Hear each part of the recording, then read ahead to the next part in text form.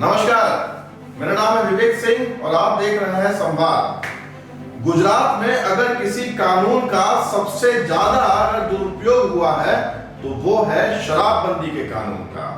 मैं गुजरात के वडोदरा शहर की बात कर रहा हूं, जहां पिछले 2 दिनों पहले कुछ 22-23 बच्चों को पकड़ा गया। उनके खिलाफ शराबबंदी का केस लागू किया और यह पूरा माजरा कुछ ऐसा था कि अखबारों को तो एक सुर्खियां मिल जाती है, अखबारों को हेडलाइन मिल जाता है, अखबारों में और कई न्यूज चैनल पे ये समाचार चल जाते हैं कि अमीर परिवारों के बच्चे शराब पीते हुए पकड़ाए। पुलिस वालों को मोल भाव करने का मौका मिल जाता है। मगर मैं यहाँ ये सवाल पूछना चाहता हूँ कि यही बच्चे अगर बालिग हैं और किसी दूसरे राज्य में अगर इस तरह का सेलिब्रेशन कर रहे हैं तो क्या देश का कानून इन बच्चों को कानून के कटघरे में खड़ा करता है? क्या यह वही कानून है देश का जो स्वतंत्रता देता है हमारे देश के बालिग लोगों को कोई भी फेस्टिवल या कोई भी इवेंट सेलिब्रेट करने का, जहां शराब पीना गैर कानूनी नहीं माना जाता? और विडंबना देखिए हमारे समाज की और इस दकियानूसी कानून की, जहां पर शराब की एक बोतल पकड़ी जाती है 22-23 बच्चों के बीच में और पुलिस अपना सीना फुलाती हुई कहती है कि हमने 27-28 लाख का माल जब्त किया। हमारे साथ में है राजीव पटेल जो शराबबंदी के कानून के खिलाफ मुहिम में आवाज बुलंद किए हुए हैं कई साल से। राजीव जी, इस पूरी घटना पर क्या कहेंगे आप? ऐसा ही चलता रहा तो थोड़े सालों में गुजरात में कोई यंगस्टर रहना नहीं चाहेगा। आज के दिन में भी lot of youngsters want to migrate out of Gujarat graduation के बाद, पोस्ट ग्रेजुएशन के बाद। दूसरी बात आती है राइट टू प्रिवेसी की। जो मैंने पढ़ा और देखा उसमें ऐसा है कि वो लोग घर के अंदर एक पार्टी कर रहे थे गेटेड कम्युनिटी के अंदर। अभी घर के अंदर खाना पीना क्या चाहिए किसी को, वो खुद का एक पर्सनल मामला होना चाहिए। लेकिन because of the prohibition act the way it is in Gujarat, you are still a criminal. तीसरी बात कि shaming of the people who are caught drunk. Why are people shaming them? They have not raped और murdered anybody और किसी के पैसे चोरी करके विदेश नहीं भाग गए, तो उनको इतना जलील करने की कोई जरूरत नहीं है। नबीरा, फिर बहुत सारे वर्ड्स यूज करते हैं मीडिया वाले। So I request them not to use such words. That is all. मैं यहाँ पर एक बात और दोहराना चाहता हूँ। गुजरात के चुनाव में आपने देखा, जो स्थानीय चुनाव हुए थे, शराब धूम बिकी। शराब धूम से नेताओं ने लोगों को वोट के लिए फ्री में बांटा। वहां पर हमारी पुलिस क्या कर रही थी? यहाँ पुलिस अपना सीना फुला के कह रही है कि हमने 22-23 युवक लोगों को पकड़ लिया, जैसे कि उन्होंने बहुत बड़े घोटाले का पर्दाफाश कर दिया। मैं यहाँ ये भी कहना चाहता हूँ कि इस प्रदेश का, गुजरात प्रदेश के वो टैलेंटेड युवक जो कल के ब्यूरोक्रेट हो सकते हैं, टेक्नोक्रेट हो सकते हैं, इंडस्ट्रियलिस्ट हो सकते हैं, क्या हम उन्हें वो माहौल दे पा रहे हैं कि गुजरात से ब्रेन ड्रेन ना हो? क्या यह युवक गुजरात में रहना चाहेंगे उनके साथ अगर गुजरात में ऐसा भेदभावपूर्ण बिहेवियर होता हो? तो राजीव जी, इसमें पेरेंट्स जो है, मतलब हम लोग जो है, हमारी ड्यूटी है that we create an environment which is conducive for the growth of the youngsters. एक बाजू आपने जैसा बोला, वैसे I read lot of news and I saw lot of news channels पे भी देखा मैंने ड्यूरिंग द इलेक्शंस शराब की बहुत सारी वितरण हुआ था, लॉट ऑफ डिस्ट्रीब्यूशन हैपेंड। ये कानून सिर्फ मेरे मुताबिक नेता लोग ने लोगों को डराने के लिए रखा है।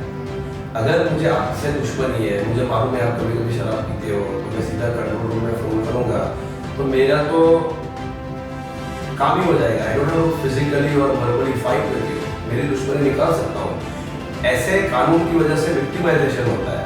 अभी ये जो गेटेड कम्युनिटी थी उसमें करीबन मेरे ख्याल से 20 बंगले हैं, सब रईसों के बंगले हैं, बहुत सिक्योर कम्युनिटी है और उसके अंदर अगर कोई कुछ खा रहा है, पी रहा है, तो कानून ऐसा बनाना चाहिए कि एज लॉन्ग एज लोग रास्ते पे आके धमाल नहीं करते, लोग रास्ते पे आके कुछ नहीं करते, तब तक घर के अंदर जो भी करते हैं, as long as they are enjoying, they should be allowed to do it.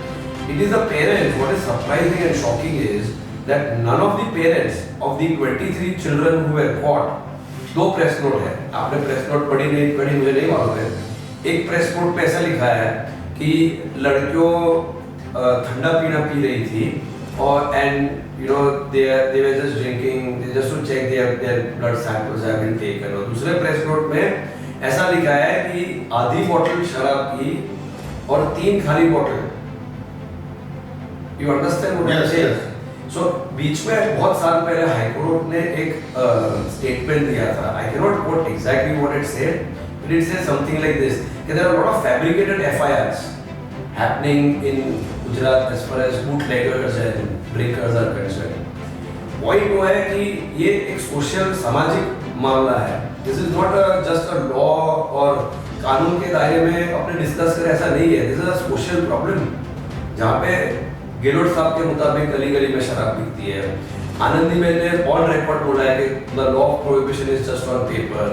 अन्ना हजारे ने बोला है कि गुजरात में तो दूध की डिलीवरी होती है, वैसे शराब की डिलीवरी होती है।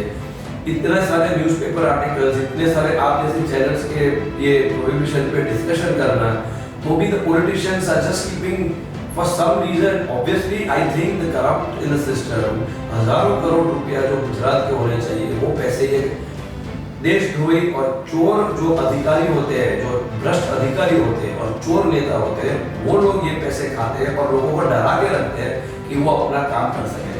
It is time that the people of Gujarat speak up and they support us as far as questioning the discriminating ban of prohibition is concerned. Otherwise, Gujarat, मुझे नहीं लग रहा है Gujarat has a good future if prohibition remains. I see a very dark future for Gujarat. मैं यहाँ लोगों से ये कहना चाहता हूँ कि ये वक्त है आत्मचिंतन का। जो कानून दकियानूसी हो चुके हैं, जो पुराने हो चुके हैं, क्या उन्हें बदलने की जरूरत नहीं है? क्या यही बच्चे, मैं दोबारा कहूंगा, अगर गुजरात के अलावा कहीं और इकट्ठे होकर सेलिब्रेट कर रहे होते तो उनकी परेड निकाली गई होती? क्या यही बच्चे अगर दूसरे राज्य में होते तो क्या हमारी मीडिया को और हमारे अखबारों को ये सुर्खियां मिलती कि अमीरजादे शराब पी रहे थे और पुलिस ने उनकी धरपकड़ की? सवाल ये उठता है कि वो राजनेता जो पॉलिसी मेकर्स हैं वो खुद परमिट लेकर खुद तो शराब पी सकते हैं मगर लोगों पर कंट्रोल करने की कोशिश करते हैं, मोरल पुलिसिंग करने की कोशिश करते हैं। लॉ एंड ऑर्डर शराबबंदी से जुड़ा हुआ नहीं है। जब भी शराबबंदी की बात आती है, जो डबल स्टैंडर्ड्स हैं वो ये कहते हैं कि शराबबंदी अगर खुल जाएगी तो लॉ एंड ऑर्डर खराब हो जाएगा। तो मैं उनसे ये पूछना चाहता हूं, क्या गुजरात दुनिया भर में सेफेस्ट स्टेट है? क्या दूसरे राज्य या दूसरे स्टेट या दूसरे कंट्रीज में अगर शराब बिक रही है तो वो अनसेफ हो गए हैं? जरा सोचिए, ये वक्त सोचने का है, सवाल उठाने का है, क्योंकि अगर आप सवाल नहीं उठाएंगे तो आप पर इसी तरह से जुल्म होते रहेंगे। बात अमीर और गरीब की नहीं है, बात यह है कि अमीर भी उतना ही प्रताड़ित होता है और गरीब भी उतना ही प्रताड़ित होता है।